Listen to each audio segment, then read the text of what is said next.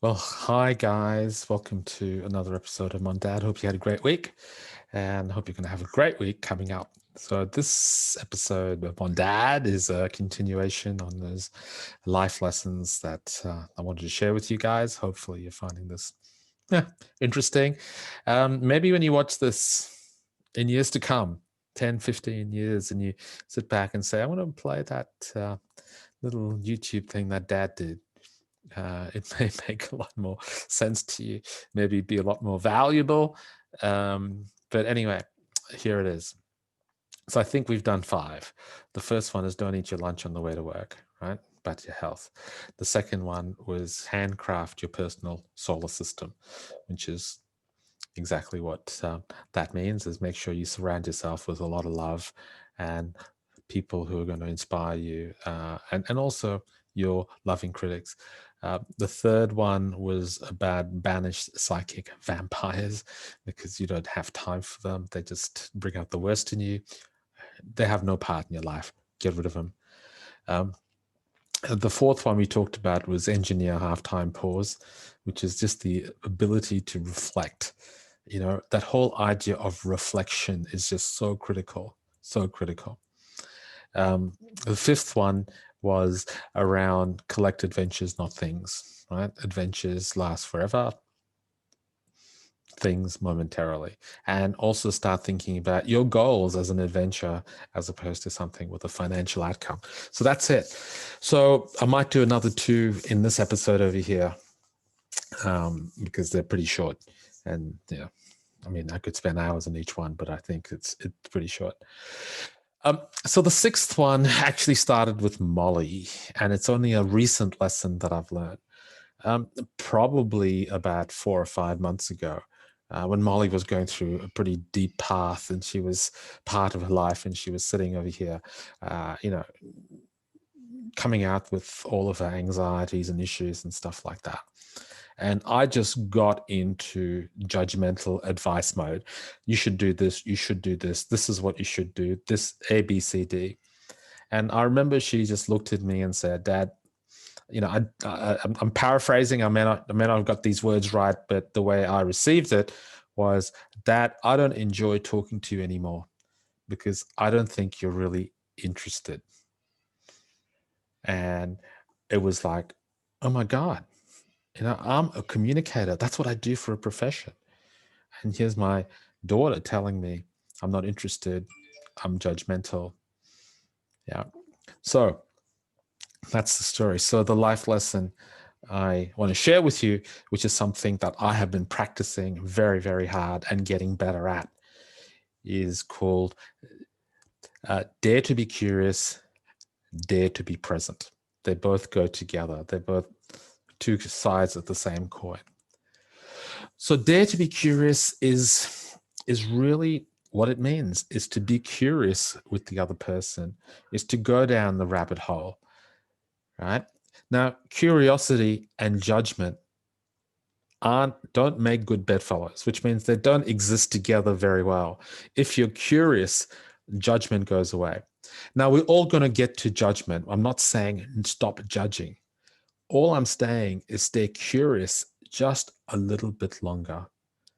And it's a bit like driving through a school zone during school hours. You know, it's 40 kilometers. It feels unnaturally slow. And that's what I mean by remain curious a little bit longer. Get unnaturally slow and really listen to what's going on over there. Now, the second part of that coin is to dare to be present. And dare to be present means, and I say dare to be present because a lot of us don't like being present. We want to move, move, move. We want to sit, we're thinking, we're judging what's going on over there. But dare to be present is to really be present for the other person, to give 100% of your present in that moment. So if you want to be curious, you've got to be present as well, right? They actually go together. And there's a great quote by a guy called Krishnamurti. Let me see if I can find it. Yeah. So Jiddu Krishnamurti, he's a famous theologian, a guy who kind of is considered to be a guru in many respects. He's an Indian guy. And this is what he talked about in terms of being present or listening, I should say. I love these words. So I'm going to do it slowly, and I really want you to listen. He said, if we try to listen, we find it extraordinarily difficult because we are always projecting our opinions and ideas, our prejudices, our backgrounds, our inclinations, our impulses. When they dominate, we hardly listen at all to what is being said. Okay? No, that's the first part of the quote. And that first part is my interaction with Molly. As she was talking, right, I was projecting my opinion, my ideas, my prejudices, my background, my inclination. And I hardly listened at all.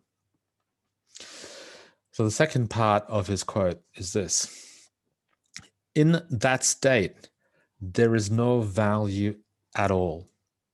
One listens and therefore learns only in a state of attention, a state of silence in which the whole background is in abeyance, is quiet.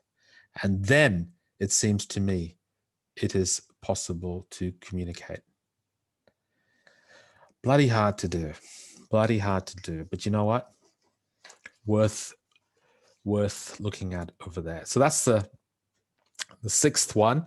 The seventh one, which I think you've probably heard me talk about quite a bit as well, is what I've called is let light enter through your wounds.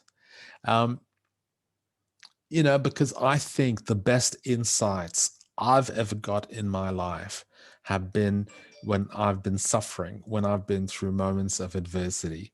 And I've been through many, believe it or not. Whether it was my health condition, whether it was a breakup of my marriage, whether it was, a gazillion things, work, professional, friendships. It's when you go through the suffering that light really enters the wound. And the whole idea of what I'm saying, well, actually, though that's not his quote. His actual quote is the wound is where the light enters you. That's by Rumi, right? The wound is where the light enters you. And I think it's an amazing quote because I think there's so much truth in it.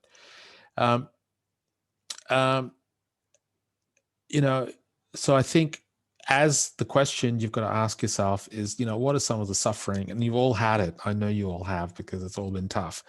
You got to keep coming back and asking yourself, what have I learned? What's that taught me?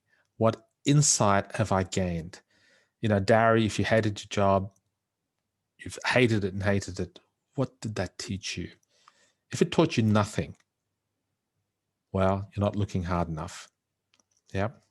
Molly, of all of the issues you're going through at Glassons, or went through at Glassons, what did that teach you? And if it taught you nothing, again, you're not looking hard enough.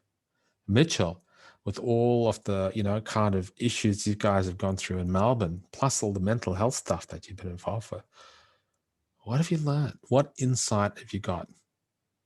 And if you can't articulate it, again, you're not looking hard enough. Because when you can articulate it, when you can sit down and say, this is what I learned, then wisdom enters you. Then light enters through your wounds and you're a better human being as a result. Another quote I have is by Edith Eger. Edith Eger was in Auschwitz, separated from her mum just when she got there, and basically one of the few people that survived the death march after Auschwitz. And she's 90 something now, and if you get a chance to listen to her, she's got a book out called The Choice. I've listened to bits of it and read bits of it. Heavy going, but bright lady. And this is what she says about, again, similar to our friend Rumi. Our painful experiences aren't a liability, they're a gift. They give us perspective and meaning. An opportunity to find our unique purpose and strength, right? Our painful experiences aren't a liability, they're a gift. They give us perspective and meaning, an opportunity to find our unique purpose and our strength.